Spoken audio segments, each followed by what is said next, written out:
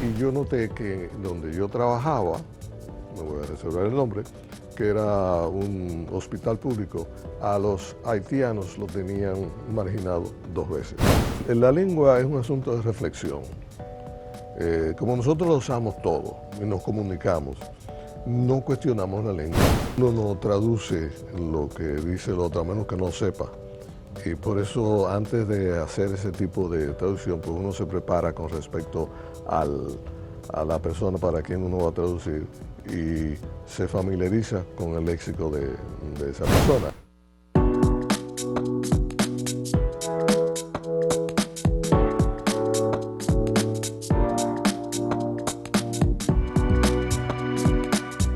Saludos amigas, amigos, ustedes sintonizan Acento TV y este es su espacio a partir de ahora. Hoy tenemos una visita muy grata, hoy yo no voy a trabajar, voy a tener una conversación y aprender muchísimo con mi querido amigo y maestro Roberto Guzmán, un lingüista. Yo creo que debe ser el hombre que más tiempo ha dedicado a estudiar el idioma español o castellano aquí en República Dominicana, pienso yo. Bienvenido, Roberto. Muchas gracias por invitarme al programa, Gustavo. Es para mí un placer y un honor. Bien, el honor es mío. Bueno, ¿cuándo Roberto Guzmán empieza a interesarse en el estudio del idioma? Bueno, en los tiempos prehistóricos, es decir, tuve la dicha, la suerte de tener un profesor de gramática, de literatura, que se interesaba y nos traía noticias. Por ejemplo, luego voy a decir el nombre, tenía buena preparación y nos hablaba de cosas que para nosotros a veces eran extrañas porque no teníamos acceso a ellas. Voy a entrar en el detalle. Nos decía cuáles eran las palabras que se estaban aceptando en la Real Academia, en el diccionario. Estamos hablando de los años, antes de los años 60. Es decir, eso comenzó como en el año 58, por ahí, y que ya él nos hablaba de eso. Él nos hablaba de Patín Maceo, de la Academia Dominicana de la Lengua. Era el profesor Rojas. Rojas fue, además de profesor en la escuela, en el colegio donde yo estudié, era el director del liceo nocturno. ¿Dónde era eso aquí? En Santo Domingo, en la ciudad de Santo Domingo. Ya te estaba sí, viviendo aquí. Sí. Es decir, me despertó el interés por la lengua y lo cultivé bastante. Es decir, leí, me enseñé a leer.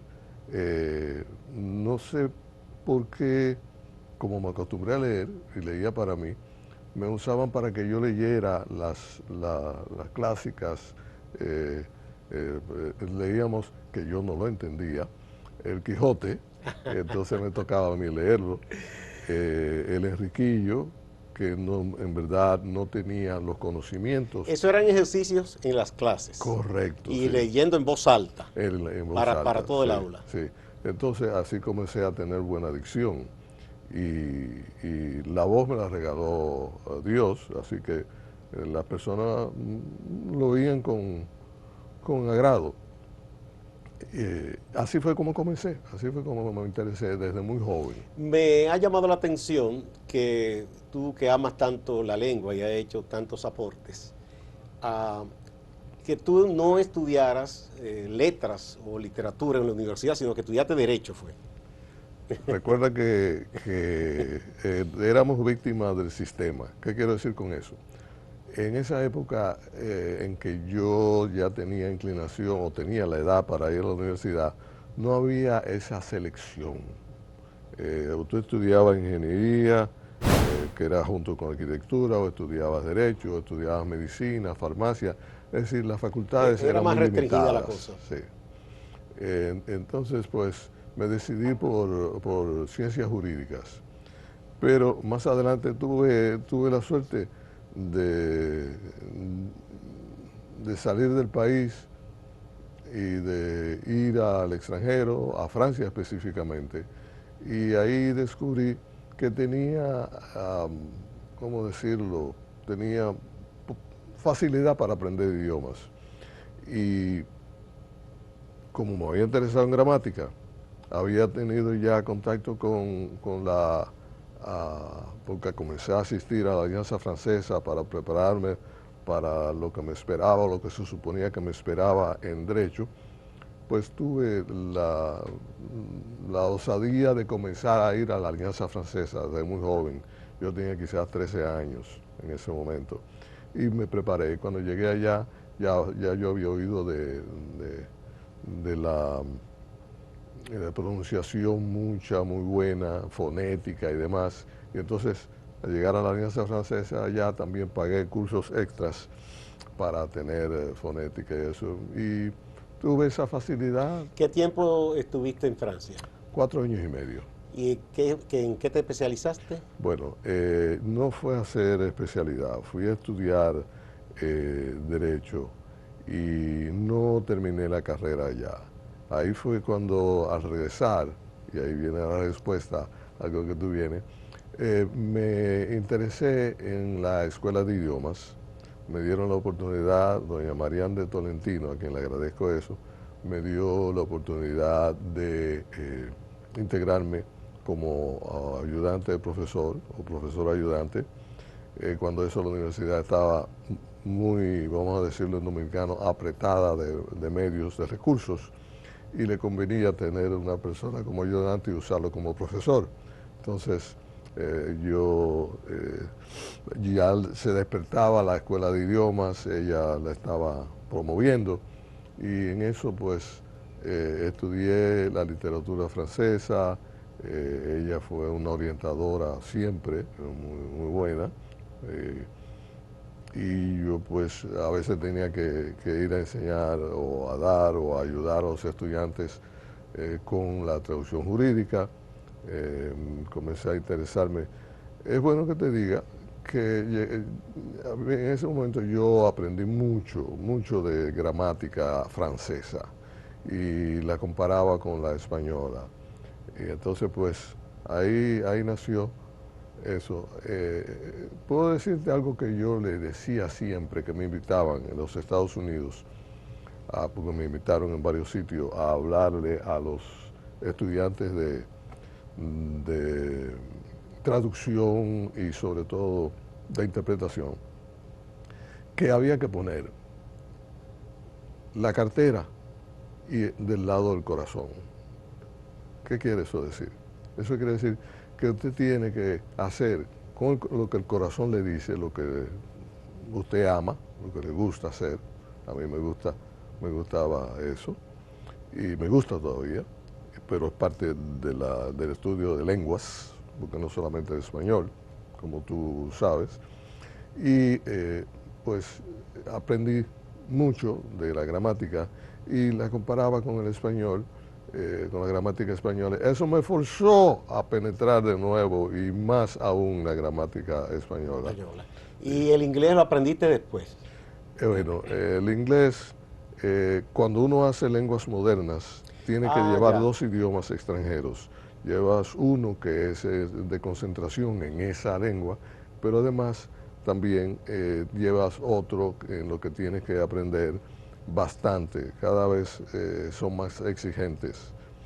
Y eso me permitió yo conseguir una posición honorable en los Estados Unidos como intérprete y traductor. Como traductor. Entonces tú dominas, bueno, obviamente el español, inglés, francés, ¿qué más? ¿Hay otro idioma que hayas estudiado? Sí, esa es una historia, bella historia. Yo noté que en los Estados Unidos, como tú lo sabe todo el mundo, hay una discriminación. Hay discriminación contra los negros, que puede ser velada, puede ser más abierta, o hay una marginación, si tú quieres ser más suave, y también contra las personas que no hablan la lengua inglesa o el angloamericano. Y yo noté que donde yo trabajaba, me voy a reservar el nombre, que era un hospital público, a los haitianos lo tenían marginado 2 veces. Wow. Eran negros, no hablaban la lengua. Vamos a poner un puntito ahí, Roberto, Sí. que nos están pidiendo la pausa. Vamos a la pausa y cuando regresemos me vas a dar más detalles de esa historia tan interesante.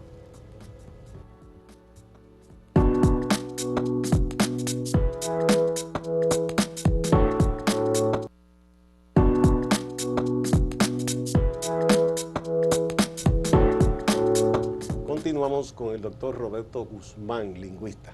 Entonces, sigue contándome eso de cómo te interesaste en tratar de ayudar a los haitianos donde tú trabajabas. Sí, como yo hablaba francés, y yo sabía que había una estrecha relación entre el francés y el criollo haitiano, pues busqué orientación, mi esposa de entonces me ayudó en eso y conseguí a aprender, es una historia más larga que como decirlo, el creol haitiano, eso me aseguró muy buena, es decir, ese otro idioma que yo hablo.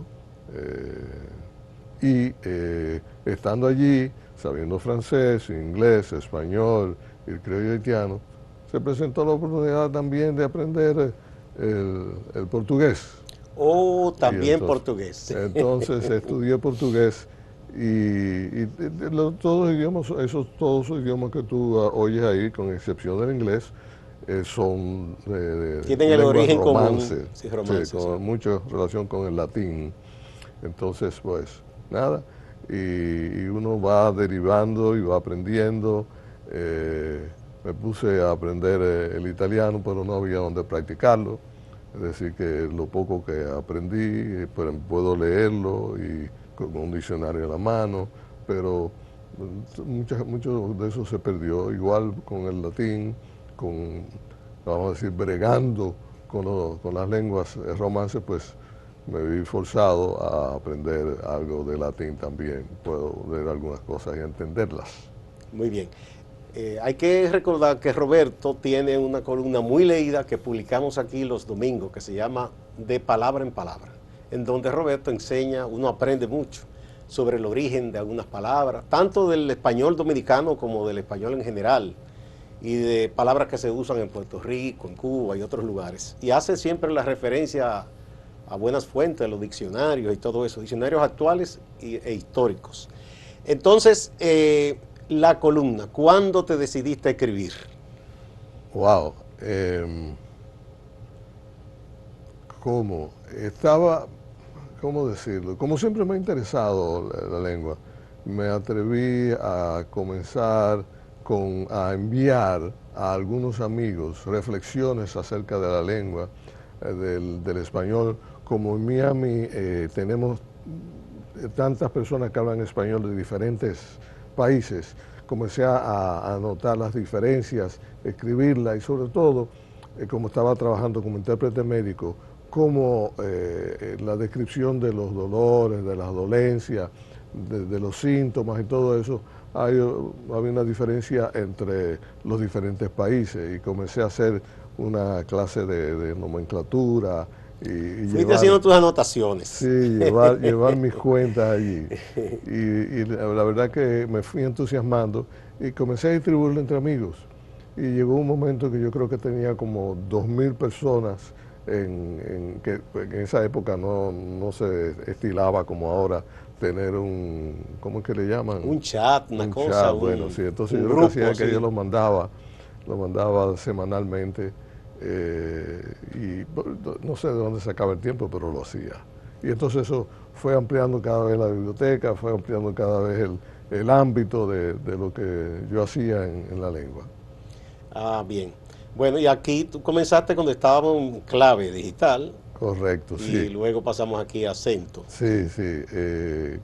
Tuve, ¿cómo decirlo? Cuando comenzó Clave, pues yo comencé con Clave, cuando comenzó Acento también, porque será de familia, pero yo soy leal. Muy bien. Entonces, bueno, hablemos de tu trabajo, que escuché cuando te ponderaron muy bien, en cuanto a el trabajo que tú hiciste para el diccionario del español dominicano, en la primera y en esta segunda edición, en cuanto a la descripción de las palabras. Sí.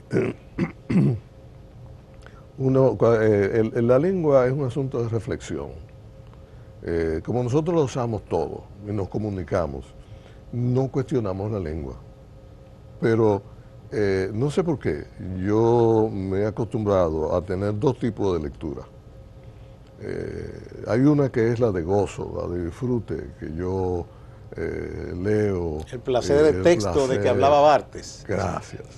Entonces, el otro es el de analizar y el de cuestionar el uso de la lengua, el uso del español, la sintaxis y el valor de las palabras y todo eso. Y yo vivo, ¿cómo puedo decirlo? Me gusta, ¿te entiendes? No siempre disfruto lo que leo, desafortunadamente. Tengo que tratar de frenar una de las dos tendencias cuando estoy haciendo eso, porque en el Instituto Guzmán Ariza de Lexicografía, una de las tareas que me tocó hacer y que hago es que leo los periódicos, naturalmente en línea, porque vivo fuera del país, como tú sabes, fuera del país dominicano, y lo leo en línea y entonces voy anotando los pequeños deslices que se van y eso lo someto a la otra parte del equipo que elige lo que vale la pena de eso o lo que es más notorio o bueno destacar, y el Instituto Guzmán Ariza de Lexicografía publica 3 veces por semana un pequeño resumen, una cápsula como dicen ahora. Eso es lo que manda Fundeu. Correcto. Guzmán Ariza, que nosotros lo publicamos acá siempre. Correcto, sí. Y bueno, esa es una parte de la colaboración actual que hago. La otra cosa es que a veces las personas no cuestionan, como dije anteriormente, la lengua. Yo la cuestiono. Y desafortunadamente lo hago en todas las lenguas. Entonces, digo desafortunadamente porque a veces... porque tú lo disfrutas, sí. Afortunadamente, entonces. Sí, lo disfruto. Y tomo notas y siempre ando con un lápiz y una libreta para que la dejé hoy, para tomar nota de lo que digo, de lo que leo, de lo que oigo, lo que escucho. Así. Veo también, y he estado disfrutando de las últimas entregas que tú has hecho en palabra, cómo tú comparas el uso del idioma en República Dominicana, por ejemplo, o el uso que se le da en Venezuela, Cuba, Puerto Rico, a una misma palabra, que es a veces muy distinto lo que en un país significa una palabra y en otro. Y en como una comunidad relativamente pequeña, ¿verdad? Aquí en el caso del Caribe antillano. Sí, te voy a recordar, cuando yo comencé a publicar al principio, había algunos textos o algunas obras que no existían. Es decir, la aparición del diccionario de las academias acerca del español americano, el diccionario de americanismos de las academias de la lengua. Sí, de las academias de la lengua, porque fue un trabajo conjunto, apareció en el 2010. Yo comencé a publicar antes de eso. Entonces fui adquiriendo poco a poco material, cada vez más diccionarios de algunos otros países, y fui haciendo ese acervo. Claro, cuando apareció el diccionario, ese diccionario que está muy bien documentado, me simplificó la tarea y puedo recurrir a eso. Pero no he perdido la costumbre de ir directamente a las fuentes e incluso de remontarme al pasado, cosas que son más frecuentes, menos frecuentes, cómo aparecieron y demás. Y la verdad que, bueno, a mí me parece interesante, apasionante. Me puse en estos días a buscar y te lo iba a plantear. Hay una palabra que yo le escuchaba a mi abuelo decir. Como cuando un muchacho hacía algo mal, decía, este muchacho es un infanate. Infanate. Y yo me puse a buscar y vi un diccionario no formal, que hay algunos en línea, que decía que precisamente era un término dominicano para decir que una persona era traviesa o mala, que hacía algo malo. Y yo decía porque es extraño, ¿no? Son como arcaísmos que ya no se usan. Es probable. Porque no es como infame, infanate era el término que él usaba. Sí. Yo no había oído la palabra. Ah, Gracias bueno, por ahí te traérmela. estoy dando una. Gracias por traérmela a la atención. Sí, voy a tomar nota y me la llevo y entonces voy a hacer una búsqueda con respecto a Muy eso. bien, vamos a otra pausa y volvemos.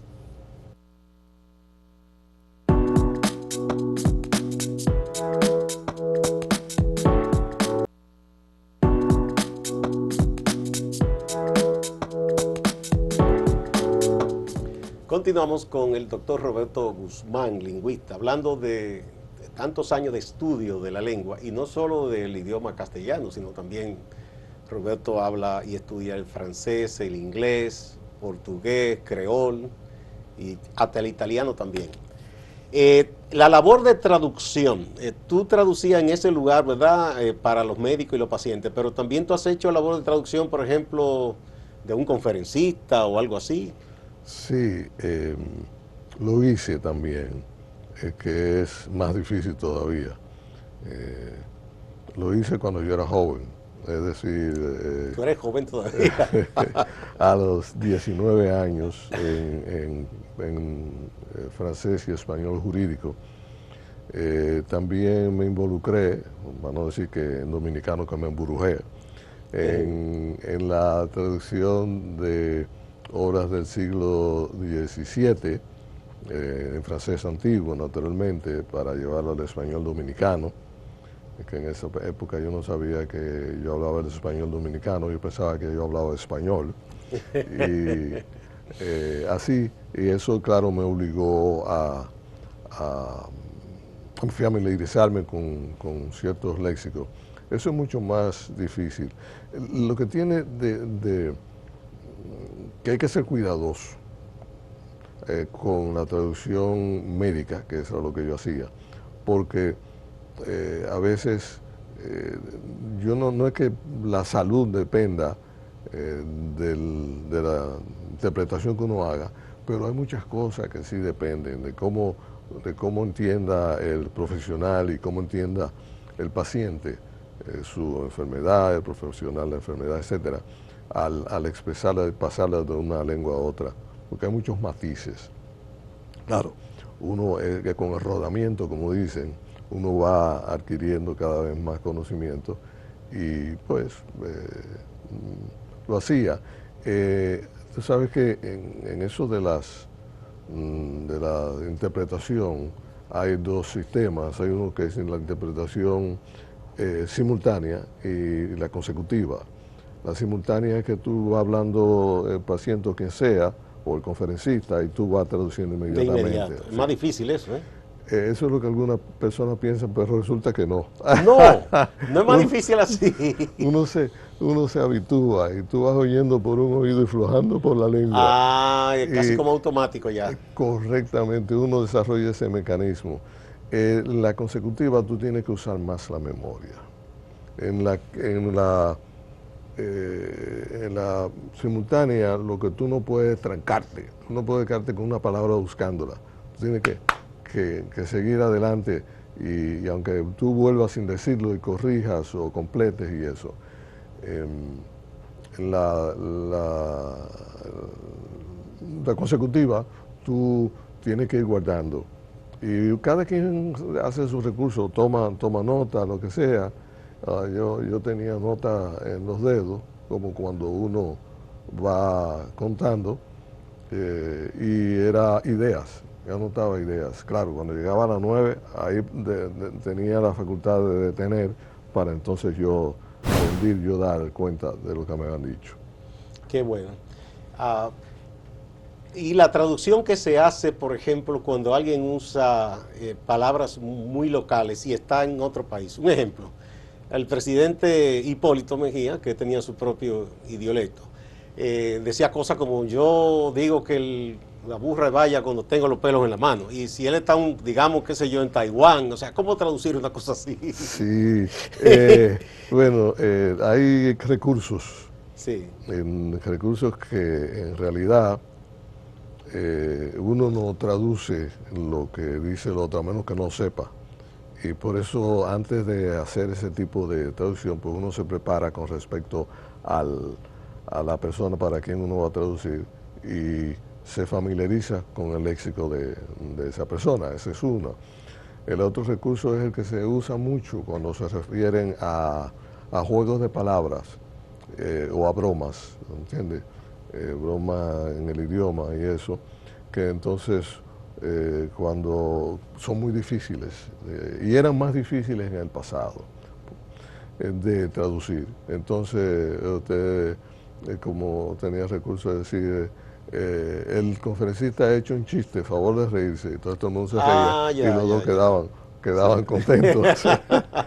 Porque, no claro, había forma de sí, explicar claro, eso. ahora en la actualidad existen tantos diccionarios que traducen todos esos idiotismos y todas los refranes, las expresiones de los diferentes países, porque, claro, profesor, igual que cuando uno hacía traducción.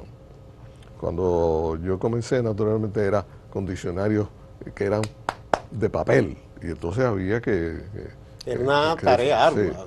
y uno duraba mucho más tiempo. Pena que no se cobrara más caro, desafortunadamente. Pero ahora no, mi hija, que es traductora, es periodista y es traductora e intérprete, ella todo lo maneja por el computador y el computador lo tiene también en su teléfono. Sí, ya hay aplicaciones, como llaman, software, que ya incluso te va al país más extraño y le habla en tu idioma y la persona lo va a leer o lo va a escuchar en el idioma local. Es correcto. Y la tecnología nos ha dado esa facilidad. Sí, sí, ha simplificado mucho y ha Y en acelerado. cuanto, porque este es un tema, yo recuerdo haber leído Hojas de Hierba de Whitman, en una traducción, una de León Felipe y otra de Borges, y diferían mucho. Y Borges decía como que quien le gustaba usar la palabra trasladar más que traducir. Yo lo uso eso. Ajá. Porque él decía que en el caso de la poesía casi era tú escribir.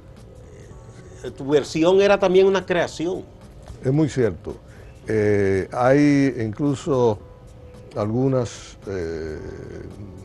poesías que el traductor ha mejorado lo que ha hecho el poeta. La hace mejor. Cuando lo pone, cuando la traslada, cuando la lleva a la otra. ¡Qué maravilla! Sí, porque es un asunto de tú asimilarlo.